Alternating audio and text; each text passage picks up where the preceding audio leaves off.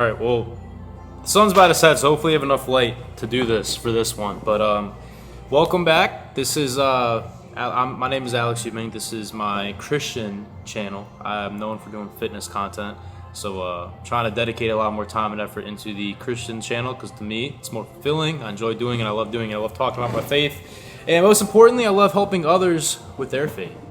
So. Now, I've been uploading daily on my fitness channel, for the most part daily, and I do these Bible studies, and one of the things that I was reading earlier that really kind of made me think, because a lot of people who follow me on social media are in the demographic age range. They're usually guys who are age 13 to 20. So now, I feel like a lot of people, when we're at that age, Alexa off! Sorry. When we're at that age, I feel like we think of like, oh, the cool, like when we see on social media, because we're constantly scrolling, which is, social media has been a blessing and a curse to many. It's a double-edged sword, but we're scrolling, and a lot of times I've been seeing these kids kind of fantasize so much about like this certain lifestyle, and that lifestyle usually entails like the Andrew Tate lifestyle. I'm not speaking against Andrew Tate in any way. I'm saying this is the stuff that they're kind of fantasizing about, like all the money, nice cars, the women, the yachts, the private jets, like all this stuff is kind of like what they see as like breaking out of the matrix and becoming like, that's like where the fulfillment, they think that fulfillment is like when you win, like that's when you win, and like, oh, when I get that, maybe I'll be like fulfilled and happy in life. So because I kind of was like the same way, and I've had plenty of times where I've been like that. And just to give background of where I'm at in life, I'm 23, and I feel like I have the right to speak on this type of stuff because I'm trying to figure out the way to say this humbly, but I've been very, very successful at a young age. I've been blessed. I've been lucky, bunch of things. I put in the work as well, but God has blessed me tremendously with so many different opportunities and avenues where I've been able to make this a full-time job, not just even make it a full-time job, but like really kind of do well at it. I mean, I retired my dad. I've done all these things. My dad works for me now. Like, done a lot of things where retired my dad from the car business, now he works for me. That's what I meant to say. Where I've done very well. Very well. So I've had the opportunity, even as a young man, where I could buy, for the most part, literally anything that I want. For the most part. I'm not like crazy dumb, like freaking Andrew Tate wealthy. But where I'm at, I'm at a good point where I could do that. And I've even had times where I kind of, once I first started becoming successful, I kind of did do some dumb decisions, and I've learned from them, and God has humbled me and, showed me what I need to do. But I'm here to tell you, being in that spot, having clout, like money, having a good physique, all this stuff, like where people might envision as like the perfect scenario, that stuff means absolute zero. Means nothing, and that stuff gave me maybe temporary like happiness and fulfillment, and it was kind of cool and fun at the time. But the most fulfilling thing that has longevity to it, will constantly fill you up, is Jesus. And I can say that because I am in that situation. I've had it all already. And when you chase after these things of the world, it's not bad to want these things. I want to tell you that God is not calling you just to be poor and to be unmotivated. No, not at all. What I'm saying is when your focus is just on that as the end goal, meaning once I get this, I will be fulfilled, I will be happy, you have it all wrong. When you chase after the Lord and you chase after the desires of His heart, He will give you the desires of your heart, right? But I'm not saying God's just going to bless you, make you wealthy, whatever it is. It's more so, I've noticed when I follow after God and chase God and first my life and build up my spiritual life, my spirit, that God will place things in my life, opportunities, business relationships, friendships that allow me to become more financially free. And instead of me just chasing after it 24/7 and reading all these self-help books nonstop, I go to read the Bible first. I read the Bible. I'm not saying, again, don't read these self-help books. That's not bad. It's more so I go, where are you going to first? Where's your first cut of the cake going to? Is it going to God, or is it going to your own ambitions? Because when you put your own selfish ambitions first, you are bound to fail, and you're bound to not be fulfilled. You're bound to be thirsty and hungry. And that's where we get into this verse that I was reading. We're in John 4, where Jesus talks with the Samaritan woman. Okay? When a Samaritan woman came to draw water, Jesus said to her, "Will you give me a drink?" The Samaritan woman said to him, "You are a Jew and I am a Samaritan woman. How can you ask me for a drink? For Jews do not associate with Samaritans." Jesus answered her, "If you knew the gift of God and who it is that asks you for a drink, you would have asked him and he would have given you living water." "Sir," the woman said, "you have nothing to draw with and the well is deep. Where can you get this living water? Are you greater than our father Jacob, who gave us the well and drank from it himself, as did also his sons and his livestock?" Jesus answered, "Everyone who drinks this water will be thirsty again, but whoever drinks the water I give them will never thirst. Indeed, the water I give them will become in them a spring of water welling up to eternal life." The woman said to him, "Sir, give me this water so that I won't get thirsty and I have to keep coming here to draw water." Then he did talk about stuff with her husband. I'm not going to get to that part. The part is, Jesus is the well that does not run dry. It's the well that you drink from and you never become thirsty again. That when you have your spiritual life with him dialed in, you don't have to crave all these other things. When you are failing in life or when you're not going to the goals that you think that you wanted to get, you don't really care because you have a sense of peace that nothing else in this world can give you, and that Lamborghini Aventador cannot give you, a $10 billion penthouse cannot give you, the most women in the world could ever give you, a yacht, a private jet. All that stuff is dope and it's cool. And I'm not saying you can't have it. You can still have that stuff. But when you make that your priority and what you think is you're going to get your happiness and fulfillment from, you are bound to fail and be left thirsty. If you do not want to thirst again, you go to Jesus and you build up your spirit and you seek him daily and you fill your spirit every single day and you will not thirst again.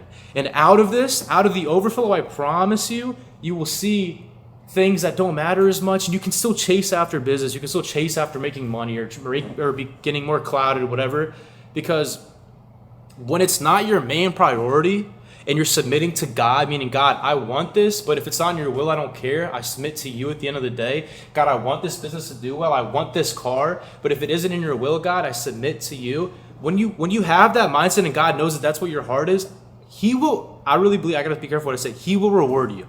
I truly believe that he will reward you. When you put him first instead of your own selfish ambitions, he will reward you. And again, I can't say this more clearly, is that I'm not telling you it's bad to become successful or to make money and to do all that stuff. That's not bad whatsoever. I see in today's generation in this world that we make it such a priority and we focus on it too much and we think that that's just and we read all these books just because we hope that we can become extremely successful, because when we become successful, when we get the house we want and the car we want and the girl we want, that we're somehow going to be satisfied, that we're going to be happy, that we're going to be fulfilled. And that is so far from the truth. It might make you happy temporarily, but you can see there's so many rich people who are miserable because they don't have what I have. They don't have what we have, Jesus. And it's a free gift, bro. It's freely given. And all you have to do is just go into a room, say, God, I believe you are real and I want whatever this is. I believe Jesus is the Son of God, that he died on the cross for my sins. I believe in him and I want him in every aspect of my life. God, fill me with your spirit. Anoint me, God. Bless me. I seek you. I will seek you every day, God. I want a relationship with you. I want an intimate relationship with you. Not just a relationship where I put a Bible verse in my bio and I go to church, maybe for Christmas Eve and that's about it. I want an intimate relationship with you where I give you the first cut of my cake every single day. The first cut of my cake in my mind, in my body, in my soul, in my spirit, in my decisions and everything. That's all you have to do, bro. It's pretty simple. And then the thing is, you can't just say, you have to act on it. And then we act. We say what we want, and then we act on it. We say we want to grow our physique, and then how do we do it? We act on it. We train, we eat, we recover, we sleep, we drink water. We do these things to build our body up. You have to train your spirit. You read the word, you worship, you spend time in fellowship and communion with other like-minded believers, equally yoked. That's another thing we could talk about, is if you have people in your life who are not equally yoked, you need to get rid of them. You need to get out, because you are who you surround yourself with. This is even like business advice. You are who you surround yourself with. If you want to be like the big dog, you got to play with the big dogs, right? If you're going to keep playing with the kids, the bum kid, with the bums you went to school with, who are out every weekend getting dumb drunk, hooking up with chicks every weekend, you're going to end up being just like one of them. How do you expect to be a Christian set apart from this world, or even a successful entrepreneur set apart from the world, when you're hanging out with your crash out friends every single weekend? Make it make sense. Come on now. So, yeah, the spiritual and entrepreneur advice kind of goes hand in hand with that, because you are who you surround yourself with. And you're in control of that. So like I said, the way you feed your body, feed your physique, you feed your spirit daily. And when you do that, you will not be thirsty. You will not run to the world trying to find satisfaction, trying to find validation, bro, trying to find purpose, because you have your purpose found, your identity found in Christ, which this world does not understand. They think that they can find their identity in a Lamborghini or in a nice-ass house. It is so far from the truth, bro. And I'm here to say this firsthand because I could go do that. I could go buy a Lamborghini right now if I wanted to. And I have a. This is completely off track. I have a Corvette, but which I think is better than the Huracan. Whole different story, whatever.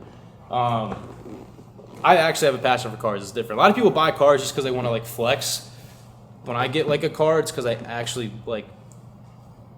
I'm an American muscle guy. I love cars. I'm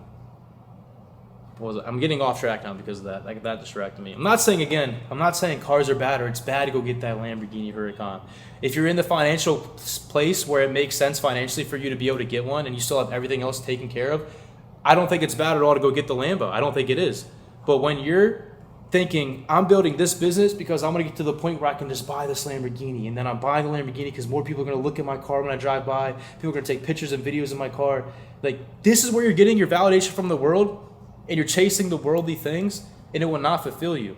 Again, I hope this is clicking with you, and I hope you understand I'm not saying it's bad to get these things, to get the Lamborghini or to get the nice house or become successful. I'm not saying that at all. I plan on getting a nice house at the end of this year, 100%. But if it is not in God's will, if God plans for me to stay in an apartment the rest of my life, then so be it. I submit to God's will at the end of the day. It's not my will but yours. When you have that mindset, I really believe that God gives you the desires of your heart. But the thing is, once you become an actual Christian, your desires of your heart change. Whereas before I was a Christian, I was like, all right, I want all these things in life. This is how I want my life to be, all this. When I go to God, I see it from a different point of view. Rather than it being selfish, it turns into something that is selfless. Because when you understand the love of Jesus and the love that he has for you, you no longer want everything or see what you can take from everybody.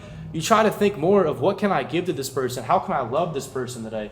It's the act of pouring your cup out rather than just trying to get people to pour into yours. When you become a Christian, you'll see that. He changes your heart. A repentant heart changes. So he will give you the desires of your heart, but know that when you turn to God, the desires of your heart will change. Yeah, we cooked. I mean, that was it. That was a 12-minute one, but we was cooking on that. I kind of had to go quick because the sun's setting right now, and I don't want to lose the good lighting. So, yeah. Hey, I love you guys. Yo, if you enjoyed this stuff, please share it, like, comment, and sub, share. I'm going to be a lot more active on this channel. I want God to work through social media this year and use my platforms that I can to work for him and his goodness and his glory, because he has blessed me tremendously, and I point to God in everything that I do and everything that I have, God. Not of my will, not of my doing, but of his. The ideas he puts into my head, everything, it is of him. Okay. Yep. If you guys want to support Code Alex on Bry's supplements, if you guys want to get some good health, fitness supplements, Young LA, Code Alex will give you 15% off clothing, or my clothing brand, my personal brand, ElysiumAthletic.com, for some fitness / streetwear clothing.